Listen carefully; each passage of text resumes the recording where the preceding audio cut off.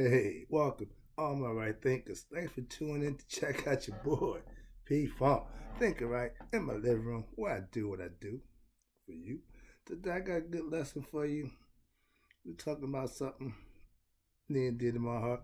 Plus, it's something I'm giving to my class on a weekly basis. Let me break this down for you.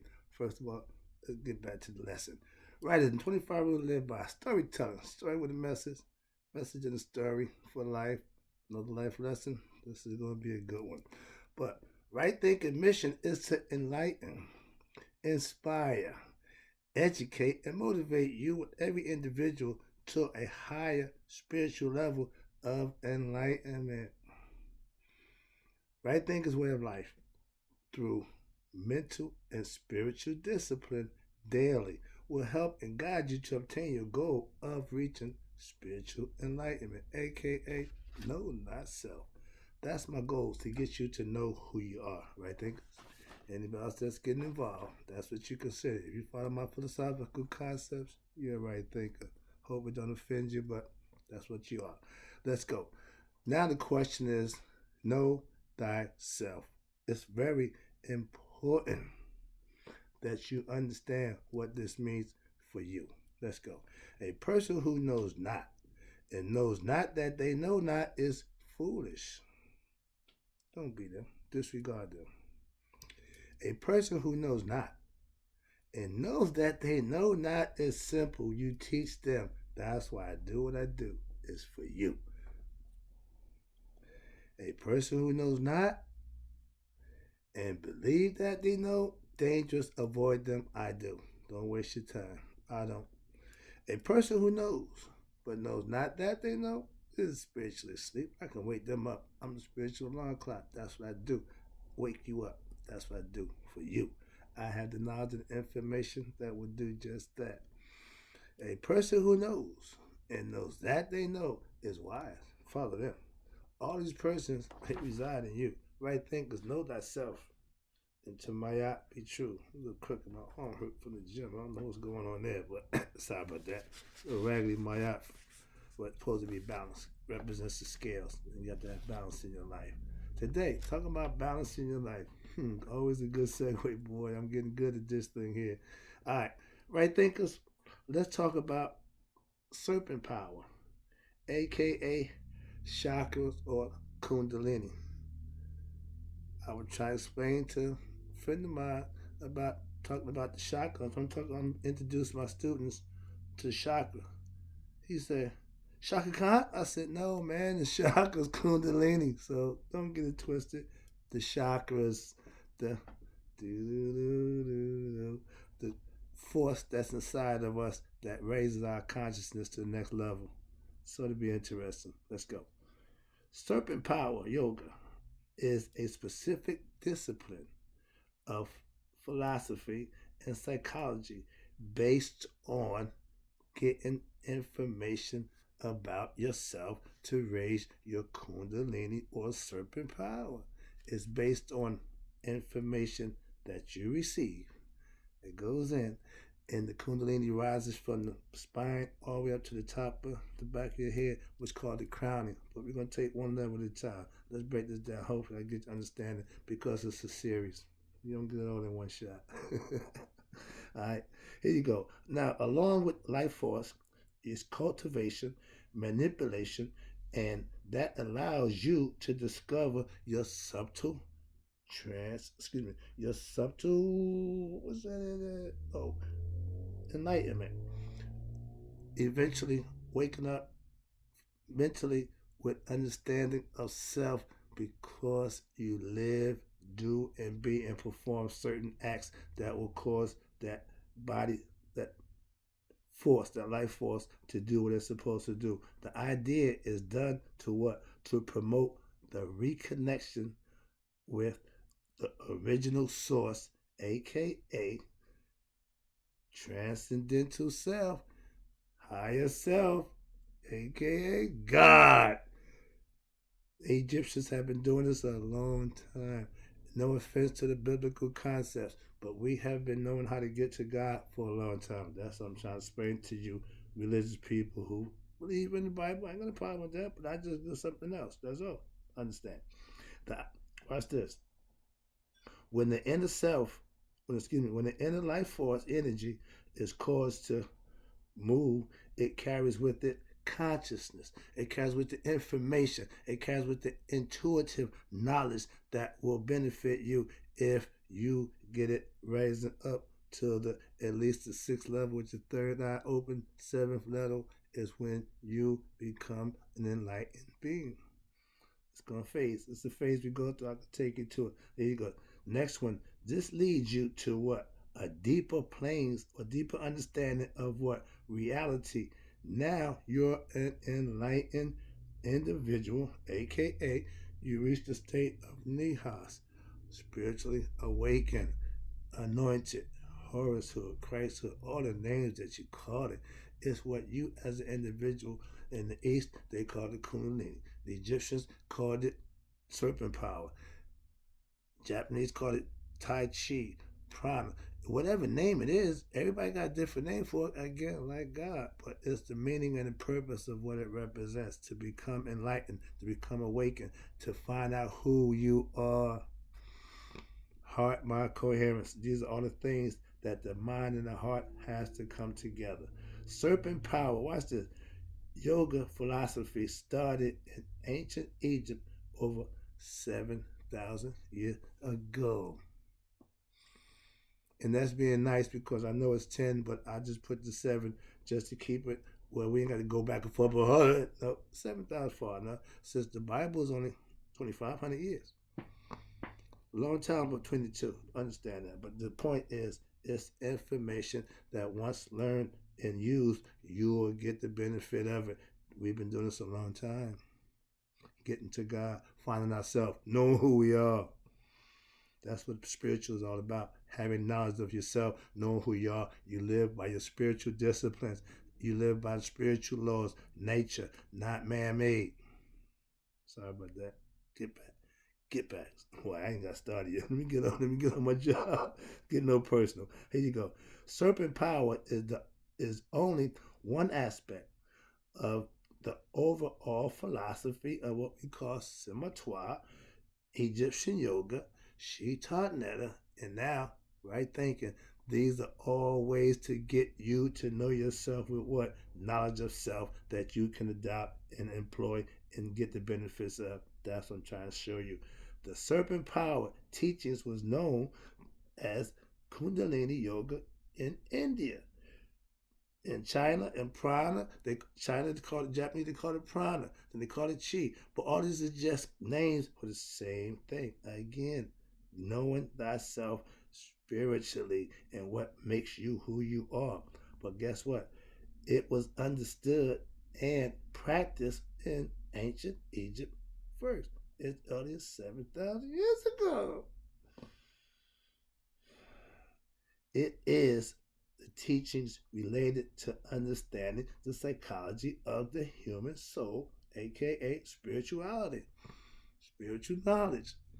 Know thyself. It's the heart, mind, again, connection.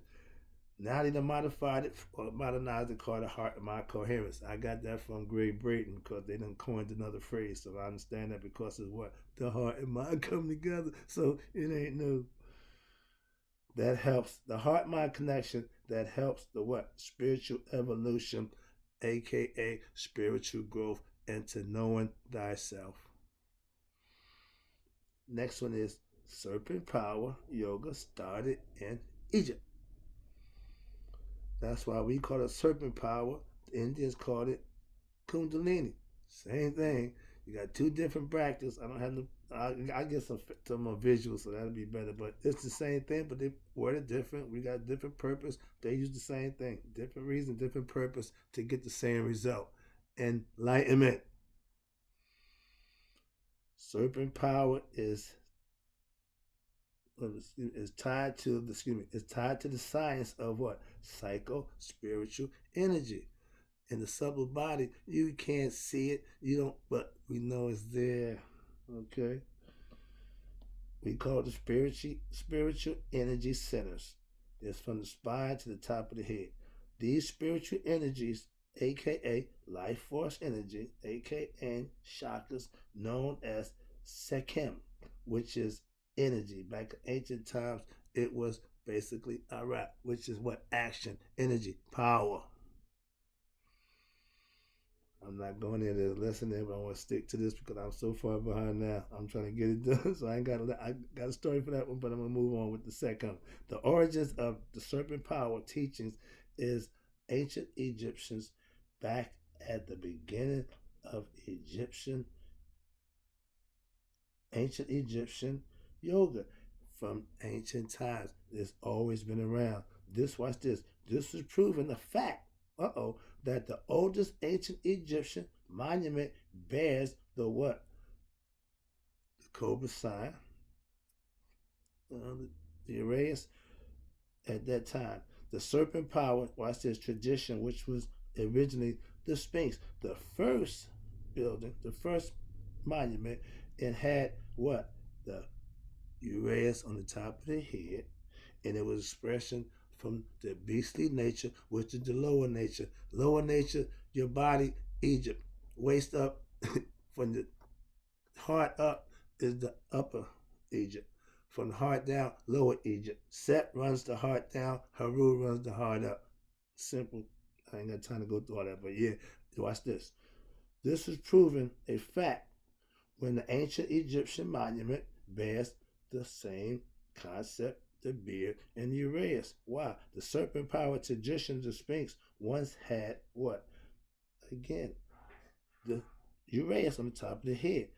And the headdress is the pharaohs, the headdress of the pharaohs were serpent powered tradition. Now you got the vulture and you got the cobra.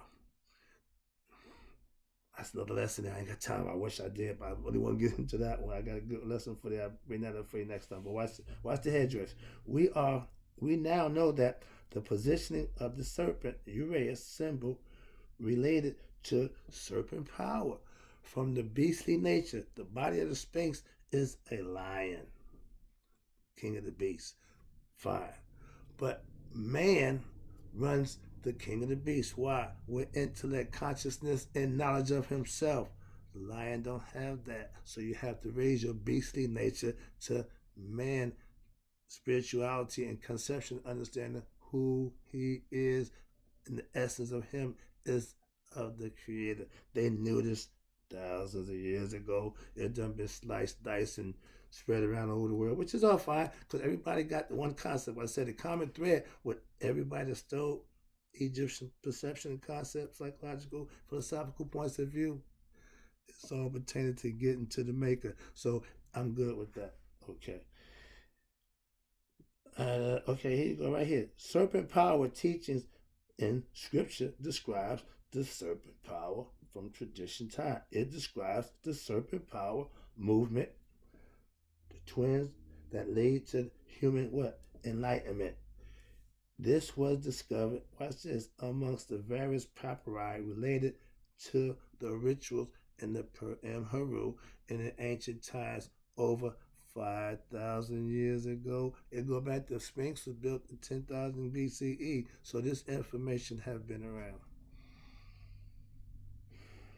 The serpent power tradition, watch this, and the pharaonic system of governing in Egypt for at least 10,000 years.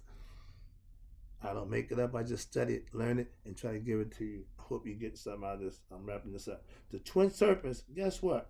Are Ujat and Nekabet, a.k.a. Aset, which you know is Isis, and Nephthys, a Nephet, which I know is Nephthys because the Greeks gave them those names. There's another lesson there. But yeah, those are twins. They never apart. They're always together. They're in the halls of Mayat. They're in the serpent power. They're everywhere conceptually. Why? Because they form a whole bunch of different things based on their ability to do that in your personality. So it's versatile. Watch this. Serpent power is Aset and Nephet rising up the spine to the head. They go like this. They even got a picture with two serpents. One's the cobra, one's the vulture, but they connected together. so they never separate. Okay. The sixth level of the chakra, not chakra Khan, the chakra ring, is the serpent power awakening, aka the third eye. That's why I wear this. My third eye's been open for a while now. The idea is to get you spiritually enlightened so your third eye will be open and you'll see the same thing I see, the same way I see it, real. How you deal with that is your choice. But because you have done the thing to get it open, you'll acquiesce and handle yourself accordingly. Trust me. But the serpent power, aka Uranus, the cobra, the protector of the pharaoh, and when the story is when Rod put his eye out to go see his check for his kids, when the eye came back, he had replaced it, so he put it right here, and it came in the form of the serpent, the cobra. The cobra can spit venom 6 feet, so you can't get within. That sound familiar? 6 feet. The pharaoh was protected at least 6 feet, 6 feet away by what the cobra that he set forth under his forehead, which protects him. Okay, that's the concept. The sixth center of the psycho-spiritual consciousness is when what? When the when the transformation takes place, when your third eye opens, you become an enlightened being. Now you're awakened. Now you know who you are. And what's this? The serpent, excuse me, the vulture and the serpent, they both represent the symbols of the serpent goddesses. The vulture aspect is the lower part. The higher aspect, the cobra, which is I said, one's nature, one's immortality. They play a bunch of different roles, but in the serpent power, that's their job. Okay, they're the twin goddesses. I'll be back. Hope you enjoyed the lesson. I got some more. I got a few more Shaka Khan lessons.